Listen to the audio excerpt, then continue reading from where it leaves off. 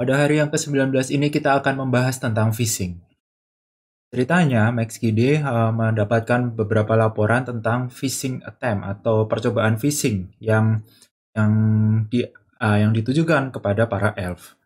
Dan salah satu elf ini dia sengaja membagikan atau memperlihatkan contoh dari phishing ini kepada MaxKD, dan kita ingin mencoba untuk melihat lebih lanjut tentang phishing email tersebut. Kalau misalkan kita lihat di sini, phishing ini adalah salah satu tipe serangan yang sering sekali terjadi karena dia mengincar manusia, mengeksploitasi psikologis manusia, bukan mengeksploitasi dari sistemnya.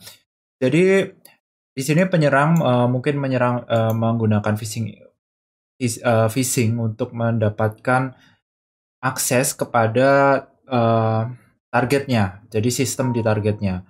Semua semua jenis phishing ini dilakukan secara elektronik dan menggunakan social engineering.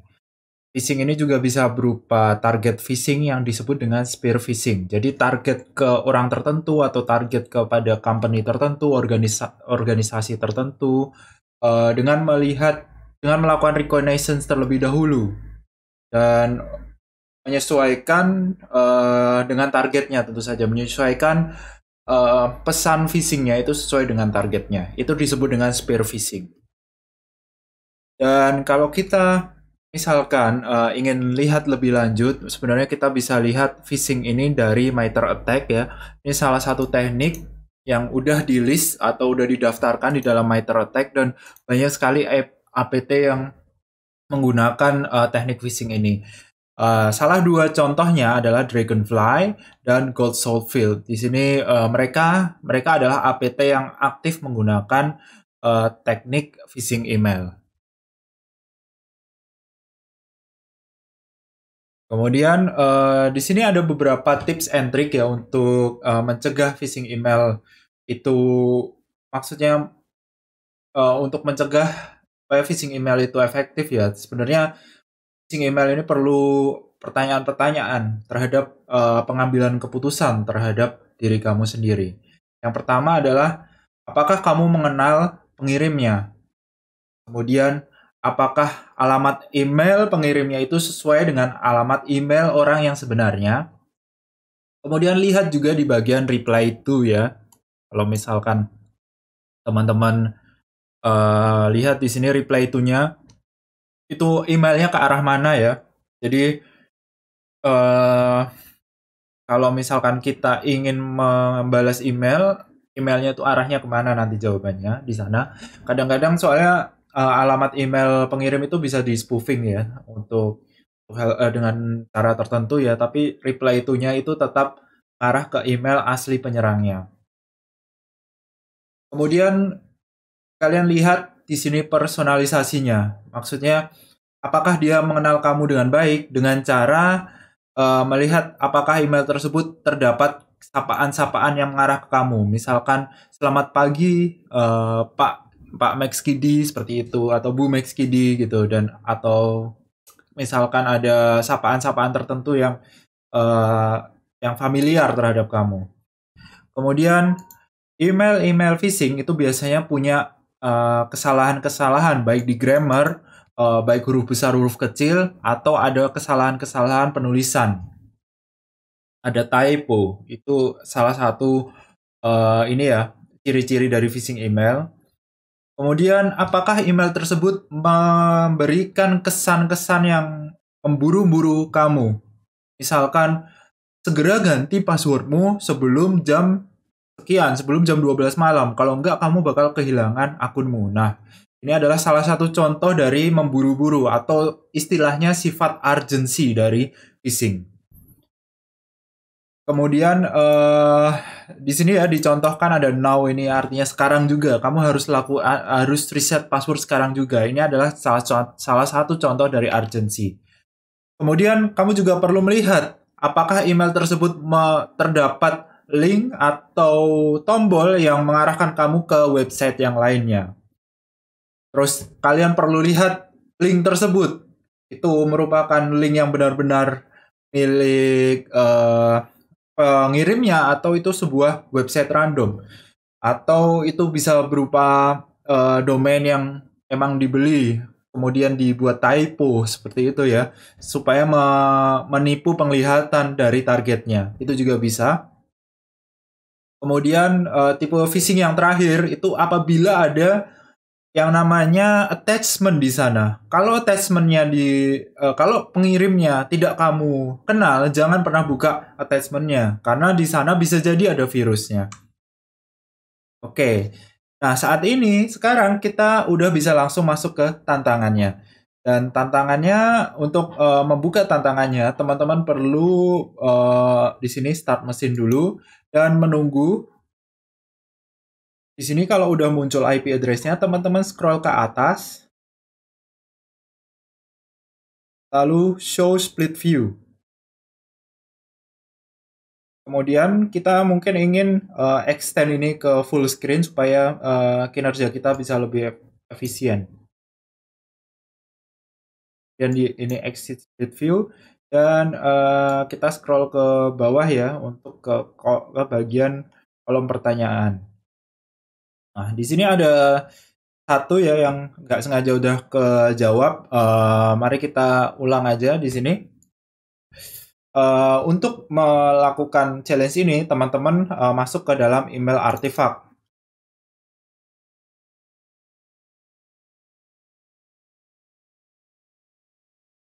Kemudian dari file ini ada dari folder ini ada 3 file ya, yaitu attachment.txt, attachment base64 only txt, dan email IML. Untuk file email ya, teman-teman bisa buka di email IML.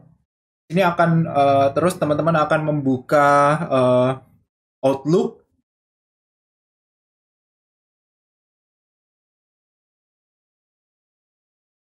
Oke, di sini udah berhasil dibuka Outlook-nya. Kemudian kita bisa lihat bahwa ada sebuah email di sini ya. Seperti halnya tadi yang udah kita pelajari di awal, ada beberapa tanda ya di sini. Ada beberapa tanda yang membuat kita berpikir bahwa ini adalah phishing email, yang bisa membuat kita berpikir bahwa ini adalah phishing email. Jadi di sini dari from-nya aja ini terdapat typo, ada typo ya, emang domainnya itu typo ya, harusnya TBFC ya, The Best Festival Company. Tapi di sini T8FC. 8 ini dipakai untuk menipu penglihatan kita, penglihatan orang-orang normal, karena 8 itu mirip dengan B besar.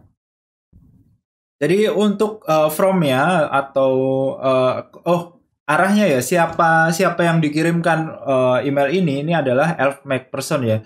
Elf McPherson person@tbfc.com ya, kepadanya. Bisa dijawab di sini. Kemudian pertanyaan kedua adalah phishing email ini terdapat pada domain yang mirip dengan targetnya ya, mirip dengan targetnya. Jadi ini di bawah Elf McPherson @tbfc, yang di sini @t8fc.info di sini. Ini .com, ini .info. Jadi kita bisa copy ya, kita copy email address-nya, kemudian kita pastekan ke sini ya. Jadi di sini ada typo ya, tbfc.com jadi t8fc.info. Ini berbeda sekali. Kemudian phishing juga kadang punya reply to different address. Jadi email address reply to-nya itu berbeda dari pengirimnya. Nah, coba kita lihat di sini, dari sini ya. Reply to-nya itu kemana? Ternyata reply to-nya itu bukan ke sini, tapi ke fisher@tmails.greens. Ini adalah sebuah pertanda bahwa Greens sedang menyerang perusahaan kita.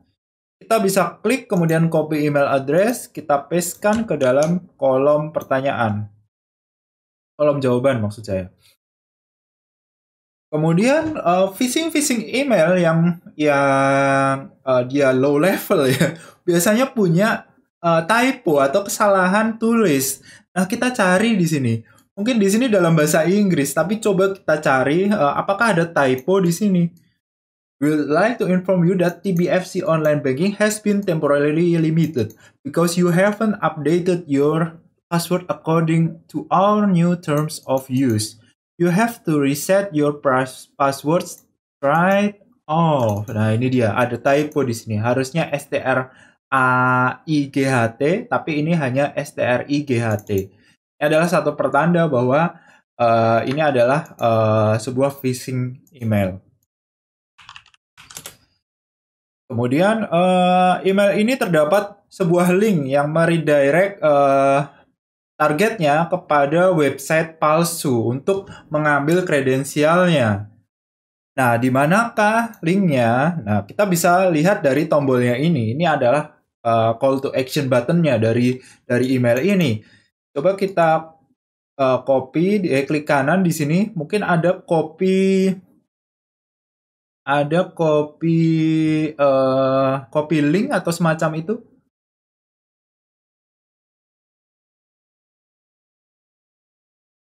Oke. Kalau dari sini kayaknya nggak kelihatan ya.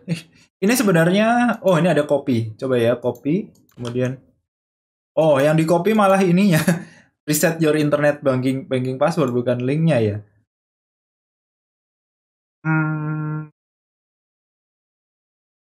Oke.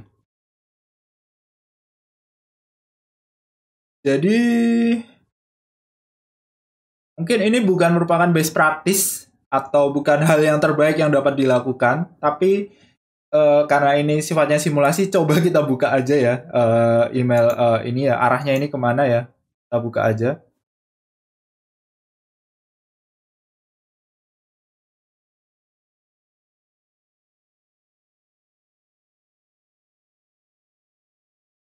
Open link in browser. Oh ini dia. Kita udah buka 3 kali di sini. Jadi ini bukan best practice, jangan pernah ya kalau misalkan ada phishing link itu ya jangan dibuka lah linknya. Takutnya ada eksploitasi nantinya. Di sini kita udah dapat linknya. Kemudian kita masukkan aja ke sini. Kalau misalkan itu dari browser biasanya bisa diklik kanan terus habis itu copy link address gitu ya. Copy link ini arahnya kemana. Jadi nggak harus dibuka linknya, tapi kita bisa ekstrak linknya. Sekarang kita akan lihat email source code-nya. Email source code-nya bisa dicek di sini ya, di dalam Outlook-nya. Terus teman-teman klik more, kemudian view source. Di sini kita dapatkan source code dari emailnya. Di sini ada banyak sekali data-data ya. Tapi ada satu data yang ada satu header ya, istilahnya ini header ya. Jadi deliver to kepada ini dikirimkan kepada siapa, kemudian diterima kapan gitu kan. Ada semacam header seperti itu yang membantu sebenarnya. Tapi di sini ada satu yang header yang off ya di antara yang lainnya, yaitu Greenpeace ini ya. Teman-teman copy, di situ ada header satu yang off, kemudian di sini adalah jawabannya untuk ini ya. Kemudian kita ingin cari, oh jadi ada laporan lain bahwa di Elfline dapat phishing email juga, tapi phishing emailnya itu berasal dari memiliki attachment. Nah, kita coba lihat nama dari attachment tersebut. Oke, mungkin kita ambil dari file yang berbeda ya, di attachment.txt di sini. Namanya bisa kita dapatkan dari content type ini ya. Terus ada name di sini sebagai nama, kita kopikan, kita blok terus kita copy. Lalu kita jawab di sini ya namanya. Lalu kita ingin melihat flag pada PDF file tersebut. Oke, mungkin di sini PDF-nya karena ini dalam bentuk attachment txt, ini PDF-nya mungkin di dalam base 64 ya. Di dalam base 64 kita blok semuanya ya. Ini ya dari base 64 yang dari kontennya ini ya sampai ke bagian paling bawah. Kita blok semua dan kita kopikan. Ini ada local copy dari CyberChef.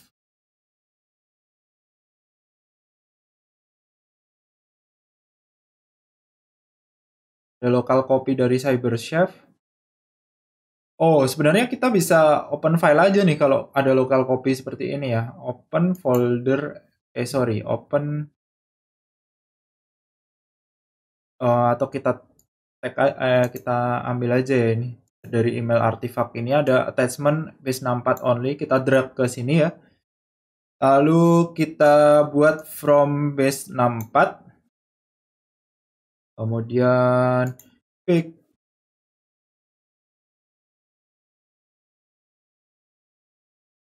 Nah, ini ada sebuah